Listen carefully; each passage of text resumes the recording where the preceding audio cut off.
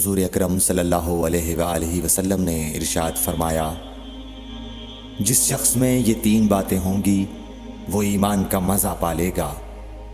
ایک یہ کہ وہ شخص جسے اللہ اور اس کا رسول ان کے ماں سوا سے زیادہ عزیز ہوں، اور دوسرے یہ کہ جو کسی بندے سے محض اللہ ہی کے لیے محبت کرے، اور تیسری بات یہ کہ جسے اللہ نے کفر سے نجات دی ہو پھر دوبارہ کفر اختیار کرنے کو وہ ایسا برا سمجھے جیسا آگ میں گر جانے کو برا جانتا ہے۔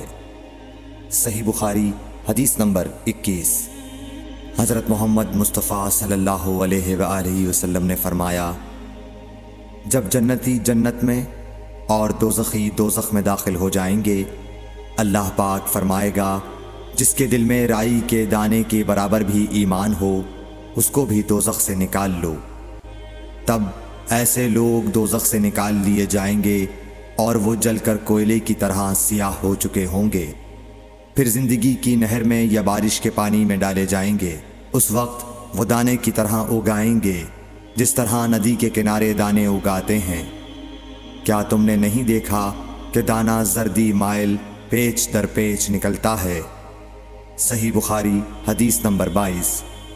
حضور اکرم صلی اللہ علیہ وآلہ وسلم نے فرمایا، میں ایک وقت سو رہا تھا، میں نے خواب میں دیکھا کہ لوگ میرے سامنے پیش کیے جا رہے ہیں اور وہ کرتے پہنے ہوئے ہیں، کسی کا کرتا سینے تک ہے اور کسی کا اس سے نیچا ہے۔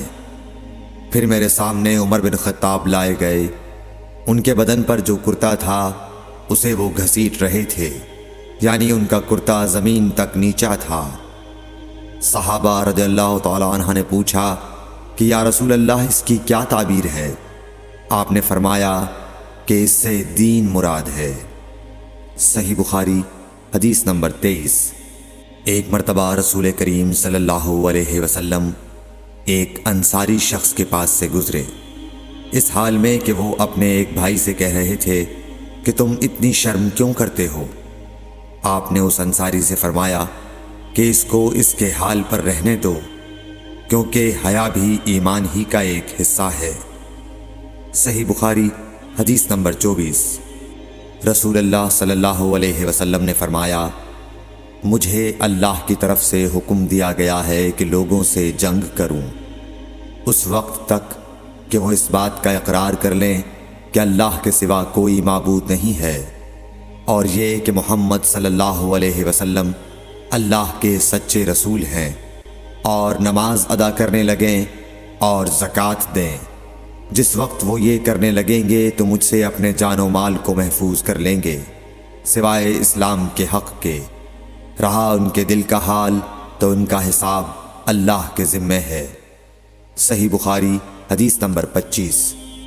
رسول اللہ صلی اللہ علیہ وسلم سے دریافت کیا گیا کہ کون سا عمل سب سے افضل ہے؟ فرمایا، اللہ اور اس کے رسول پر ایمان لانا۔ کہا گیا اس کے بعد کون سا؟ آپ نے فرمایا کہ اللہ کی راہ میں جہاد کرنا۔ کہا گیا پھر کیا ہے؟ آپ نے فرمایا حج مبرور۔ صحیح بخاری حدیث نمبر 26۔ رسول اللہ صلی اللہ علیہ وسلم نے چند لوگوں کو کچھ عطیہ دیا اور سعد وہاں موجود تھے۔ وہ کہتے ہیں کہ رسول اللہ صلی اللہ علیہ وسلم نے ان میں سے ایک شخص کو کچھ نہ دیا، حالانکہ وہ ان میں مجھے سب سے زیادہ پسند تھا۔ میں نے کہا حضور، آپ نے فلاں کو کچھ نہ دیا، میں اسے مومن گمان کرتا ہوں۔ آپ نے فرمایا مومن یا مسلمان؟ میں تھوڑی دیر چپ رہ کر پھر پہلی بات دہرانے لگا۔ حضور صلی اللہ علیہ وسلم نے بھی دوبارہ وہی جواب دیا۔ پھر آپ نے فرمایا کہ اے سعد، باوجود یہ کہ ایک شخص مجھے زیادہ عزیز ہے پھر بھی میں اسے نظر انداز کر کے کسی اور دوسرے کو اس خوف کی وجہ سے یہ مال دیتا ہوں کہ وہ اپنی کمزوری کی وجہ سے اسلام سے پھر جائے اور اللہ اسے آگ میں اوندھا ڈال دے۔ صحیح بخاری حدیث نمبر 27۔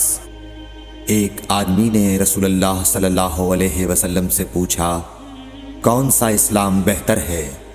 آپ صلی اللہ علیہ وسلم نے فرمایا کہ تو کھانا کھلائے اور ہر شخص کو سلام کرے، خواہ اس کو تو جانتا ہو یا نہ جانتا ہو۔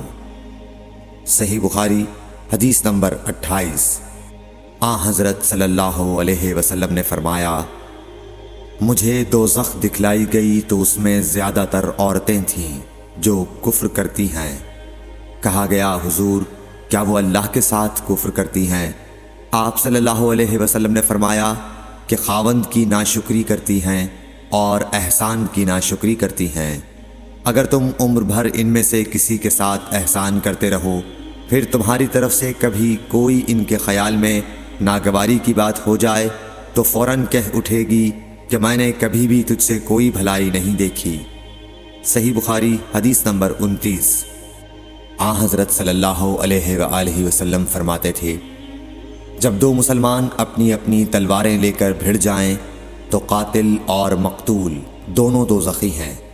عرض کیا گیا، یا رسول اللہ، قاتل تو خیر ضرور دوزخی ہونا چاہیے، مقتول کیوں؟